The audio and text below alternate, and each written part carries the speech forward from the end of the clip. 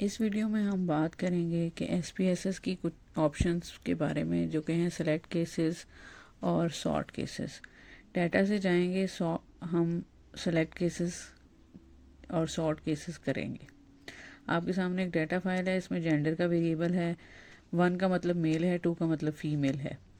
1 देखें तो ये 23 तक मेल हैं 23 केसेस, और उसके बाद फीमेल केसेस हैं।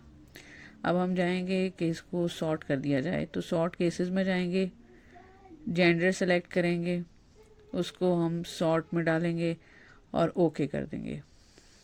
अब आपके सामने जेंडर का वेरिएबल सॉर्ट हो गया है। सबसे ऊपर सारे वो केसेस हैं जिनकी वैल्यू 1 है, यानी मेल्स हैं, और उसके बाद 2 वाले केसेस सामने नज़र आ रहे हैं, जिसका मतलब है कि ये फीमेल केसेस हैं।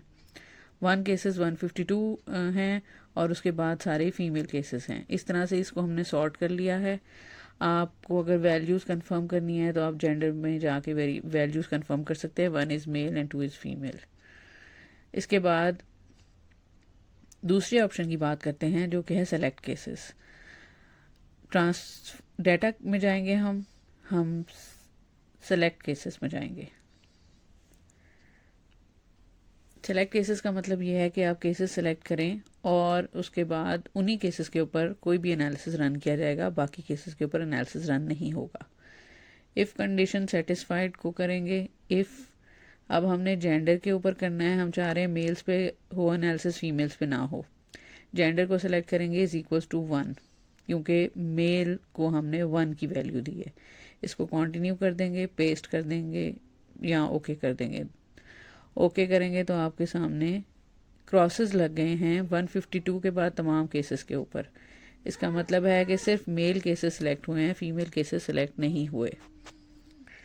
अब हमने कोई भी एनालिसिस करना है, जैसे फॉर एग्जांपल मैंने करना है कोरिलेट या कंपेयर मीन्स, दोनों करूँगी तो वो सिर्फ मेल के सैंपल पे एनालिसिस होगा, फीमेल के सैंपल पे एनालिसिस नहीं होगा। जैसे अगर मैं करूँ कोरिलेट बाय वेरिएट, अब इसमें मैं अपने पास कोई भी 2 वेरिएबल्स को सिलेक्ट करूँगी, जैसे फॉर एग्जांपल ECBI इंटेंसिटी, और दूसरा मैं कर लेती हूँ अटैचमेंट विद मदर। अब यहाँ से मैं इसको ऑप्शंस पे जाऊँगी, मीन्स एंड स्टैंडर्ड डेविएशंस को सिलेक्ट करूँगी और कंटिन्यू कर दूँगी।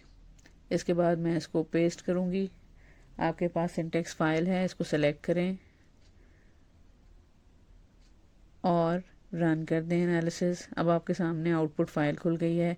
इसमें आप देख सकते हैं कि 152 पे एनालिसिस हुआ है, बाकी केसेस को एनालिसिस करते हुए कंसिडर नहीं किया गया, और ये आपके सामने आउटपुट आ गया है 152 केसेस का, जबकि टोटल डाटा 152 नहीं है, इट्स ऑलमोस्ट 300। तो इस तरह से आपके पास आउटपुट आ गया है, और आप सेलेक्ट केसेस कर लेते हैं कि कोई भी एनालिसिस करना हो जिसमें आपने सिर्फ एक ग्रुप पे एनालिसिस करना है, दूसरे ग्रुप पे एनालिसिस नहीं करना चाहते, तो this is the option. Select case में जाकर अगर अब आप ऑल केसेस कर लें, ताकि अगर नेक्स्ट एनालिसिस करना है तो आपको सेलेक्ट केसेस वाला ऑप्शन ख़त्म हो जाए।